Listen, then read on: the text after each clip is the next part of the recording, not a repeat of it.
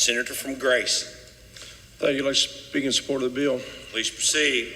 Appreciate the Senator from Pike's comments, because what's been lost in this discussion, for the most part, is what happens if we don't pass this bill.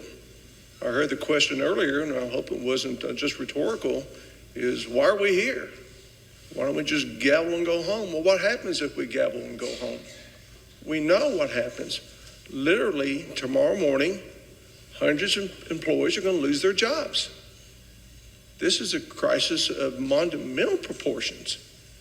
Not only that, but we stand the risk of losing some very vital services within our home communities that we can't afford to lose. There's a lot of victims to this, and it's very unfortunate this thing has happened, but it's here and it's now. Again, quite literally, if we don't do this today, and it's not a perfect bill, and I'm sure there's going to be some changes to it in the future at some point in time, but if we don't do this bill today, I guarantee tomorrow there'll be employees, hundreds of employees that are going to lose their jobs. Don't we have a responsibility to them? We have hundreds of constituents, 1,000 constituents that are going to lose access to services that they badly need. Don't we have a responsibility to them? No one wants to be here. No one wants to deal with this thing. And I heard the comment earlier about we created this situation. Yeah, kind of. But one of the solutions proposed is let's change the assumptions.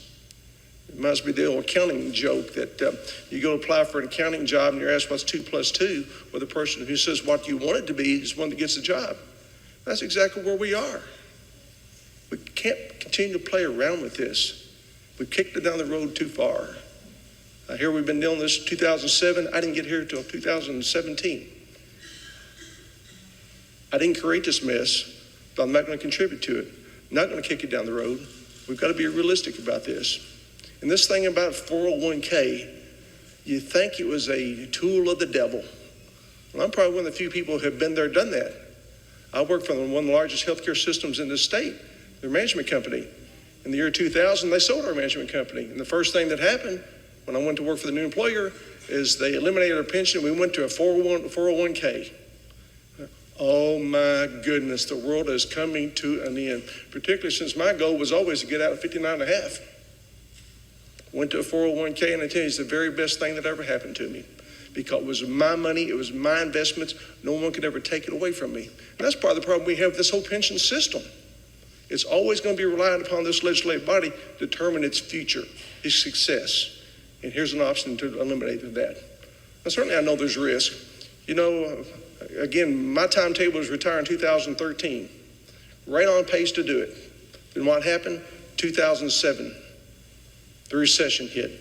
Lost 50% of my portfolio in less than a year's time.